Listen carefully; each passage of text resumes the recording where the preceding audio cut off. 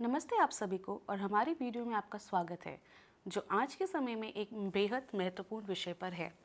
संकट के दौरान अपने मानसिक स्वास्थ्य का आकलन कैसे करें।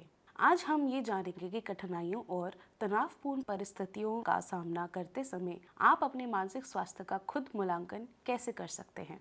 संकट की स्थितियां हमारे मानसिक स्वास्थ्य पर भारी तनाव डाल सकती हैं और यह पहचानना है कि इन स्थितियों का हम पर कैसा प्रभाव पड़ता है और एक सकारात्मक कदम उठाने की दिशा में पहला कदम है।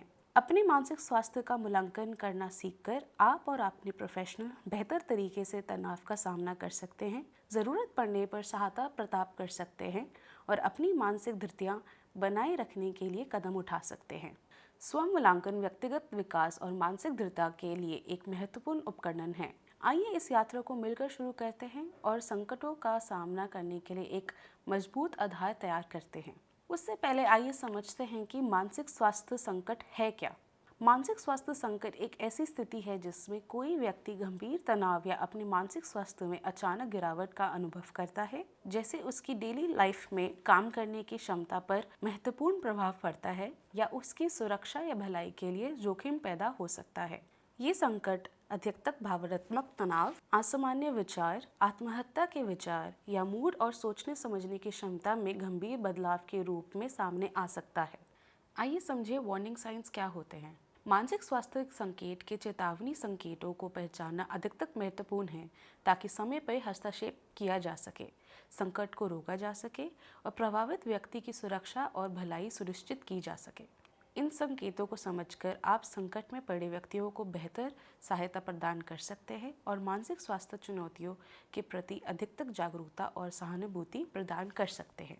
आइए पहला वार्निंग साइन समझें। पहला, यदि कोई व्यक्ति नियमित रूप से नहाना, दांत ब्रश करना या बालों में कंघी करने जैसे देखभाल की गतिविधियों को छोड़ रहा हो, लंबे समय तक अस्वच्छ दिखाई दे रहा हो, मौसम के अनुसार उचित कपड़े ना पहनना या लगातार बिना बदले एक ही कपड़े पहनते रहना और कपड़े धोने और बर्तन साफ करने जैसी बुनियादी घरेलू कामों की उपेक्षा करना।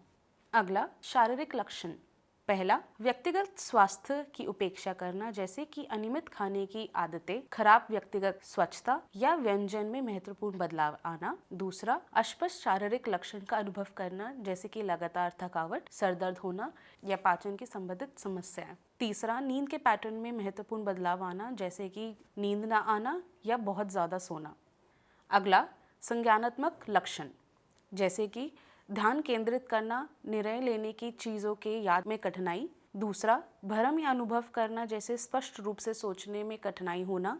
तीसरा, जैसे कि लगातार नकारात्मक या वृत्ति सोचना जैसे निराश महसूस होना या तरकीन विश्वास। चौथा, संदेह करना या संदेह का अनुभव करना या ऐसा लगना कि दूसरे पर अतिरिक्त अविश्वास हो रहा हो। अगला, मूड में तेवरी और अचानक बदलाव जैसे अचानक गुस्से के दौरे या लंबे समय तक उदासी महसूस करना, यह एक महत्वपूर्ण चेतावनी हो सकती है। दूसरा, स्थिति के अनुरूप न होने वाली अतिरिक्त भावनाओं का प्रदर्शन करना जैसे कि अत्यधिक उत्सव का और या खुशी दिखाना, उसके तुरंत बाद ही गहरी निराशा या चिड़चिड़ापन महसूस करते रहना। मूड के उतार चढ़ाव के साथ व्यवहार में बदलाव आना। चौथा, कार्य प्रदर्शन, रिश्तों और आत्म देखभाल की दिनचर्या में गिरावट या बाधन आना या दिनों और हफ्तों के दौरान लगातार मूड में बदलाव आना। अगला, बढ़ता चिड़चिड़ापन या निराशा के संकेतों पर ध्यान दें जैसे कि जल्दी गुस्सा होना, आसानी से परेशान हो जाना या छोटे मुद्दे पर गुस्से का दौरा आना। बढ़ी हुई उत्तेजना जो बहस या टकरावपूर्ण व्यवहार या रचनात्मक बातचीत में भाग लेने में कठिनाई के रूप में स्पष्ट होती हैं। तीसरा, स्वहानि या जोखिम भरे व्यवहारों के किसी भी संकट पर नजर रखें। अगला, ध्यान दें शारीरिक आत्महत्या का प्रदर्शन जैसे मारना, धक्का देना या दूसरों को धमकाना या चिल्लाना, अपमान करना या बुरी भाषा का प्रयोग करना भी एक महत्वपूर्ण संकेत हो सकता है। दूसरा, किसी भी पदार्थ या उपयोग या दुरुपयोग करना जैसे नशा करना, तंबाकू लेना या शराब पीना। तीसरा, संकेत के दौरान व्यक्ति बिना परिमाणों पर विचार करे गए ऐसे चीजें कर सकता है जिनका दुर्व्यवहार हो सकता है।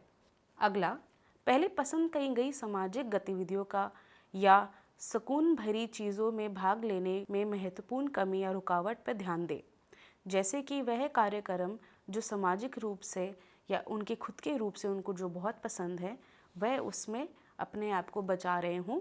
दूसरा, परिवारों या दोस्तों या अपने कलीग्स के साथ संवाद रखने में कमी हो। तीसरा, सामाजिक व्यवस्था जहाँ पे लोगों से मिलना हो उनसे बचने का प्रयास करना। अगला, वास्तविकता के संपर्क खो जाने जैसा लगना। पहला, असंगत या संदिग्ध विश्वास को व्यक्त करना, जैसे ये सोचना कि उनके पास विशेष शक्तियां हैं या कि अन्य लोग उनके खिलाफ साजिश कर रहे हैं। दूसरा, आवाज़ें सुनना, ऐसी चीज़ें देखना जो वास्तव में मौजूद नहीं है, या किसी सेंसेशन को ऐसा अनुभव करना जो दूसरों को महसूस नहीं हो रही है।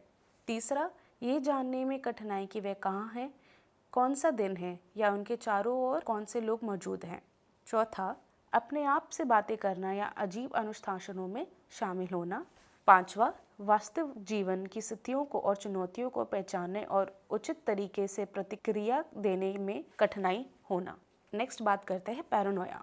इसमें ये विश्वास करना कि लोग जानबूझकर उन्हें नुकसान पहुंचाने हैं या धोखा देने जैसी कोशिश कर रहे हैं, भले ही कोई भी ऐसा इसका कोई परिणाम ना हो।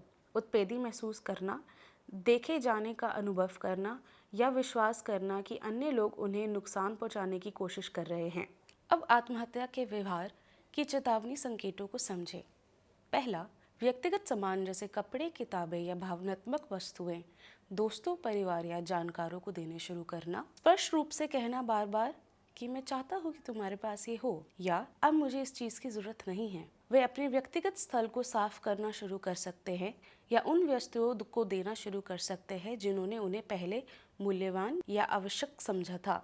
अगला, प्रत्यक्ष बयानों में अलविदा या विदाई शामिल होती है। वाक्यांश जैसे ये आखिरी बार है जब तुम मुझे देखोगे, मैं अलविदा कह रहा हूँ, या तुम्हें मुझसे और नहीं निपटना पड़ेगा। विशिष्ट लोग या स्थलों का उल्लेख करते हुए विस्तृत योजनाएं बनाना या विशेष अलविदा कहना अस्पष्ट या सामान्य टिप्पणियों की तुलना में अधिक चिंताजनक हो सकता है।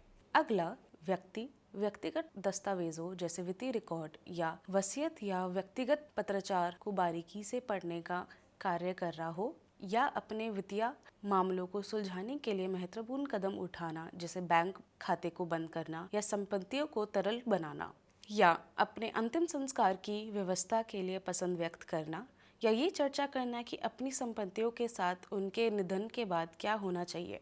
अगला, वसीयत बनाना या अपडेट करने के बारे में प्रत्यक्ष बयानों और चर्चा का होना। यदि उन्होंने पहले संपत्ति योजना में रुचि ना दिखाई हो लेकिन अचानक विस्तृत व्यवस्थाएं करने लगते हैं तो ये चिंता का कारण हो सकता है।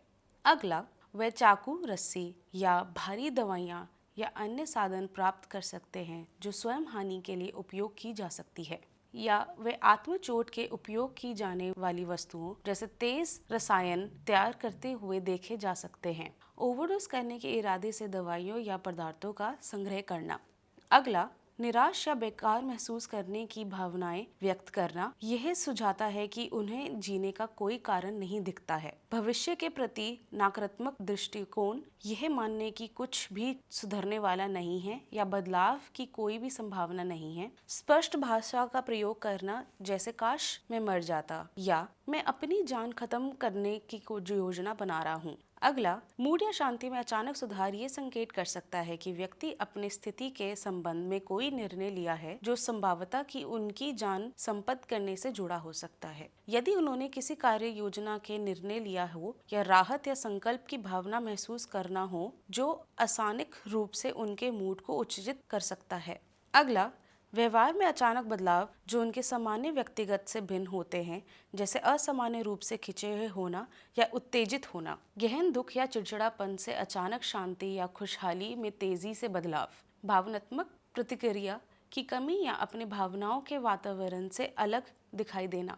अगला, उनके सामान्य आदतों की तुलना में नशे या शराब के उपयोग की मात्रा या आवृत्ति में स्पष्ट वृद्धि होना। उनके व्यवहार, भाषा या सामान्य में बार बार नशे की लक्षण या कमजोरी के संकेत हो सकते हैं। अपने पदार्थ के उपयोग या खपत की मात्रा के बारे में जानकारी छुपाना। भावनात्मक दर्द को नम करने के लिए अधिक भावनाओं से भागने के लिए ड्रग्स या शराब का उपयोग करना। अगला, विफल रिश्तों के संबंधित गहरा दुख, निराशा या निराशा के बार बार व्यक्तिकरण करना, जैसे कि मैं बाहर निकलने का कोई रास्ता नहीं देख सकता, या मैं उनके बिना जी नहीं सकता। स्वयं निंदा की भावनाएं विकसित करना, जैसे कि मैं अच्छा नहीं हूँ या मैं हर चीज के लिए दोषी हूँ। रिश्तों से संबंधित पिछली घटनाओं या बातचीत को लगातार याद करना और कभी कभी जुनून की हद तक। हाल की स्वयं हानि के व्यवहार या प्रयासों के परिणाम जो उनके अतीत के इतिहास के सामान्य हैं। पिछली आदतों की तुलना में स्वयं हानि के कार्य की आवृत्ति या तीव्रता में वृद्धि।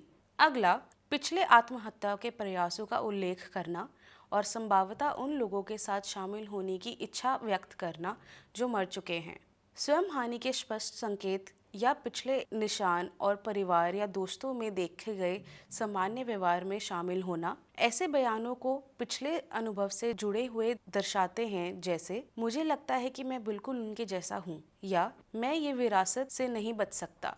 यदि आपको लगे कि आप या आपके प्रियजन को वीडियो में उल्लिखित किसी भी संकेत के लिए मदद की जरूरत है, तो हमारे प्रोफेशनल से संपर्क करें। आपातकालीन सेवा को कॉल करें। यदि व्यक्ति तुरंत खतरे में है तो बिना किसी देर के आपातकालीन सेवा को कॉल करें या आपके निकटतम आपातकालीन हॉस्पिटल क्लिनिक में जाएं। धन्यवाद।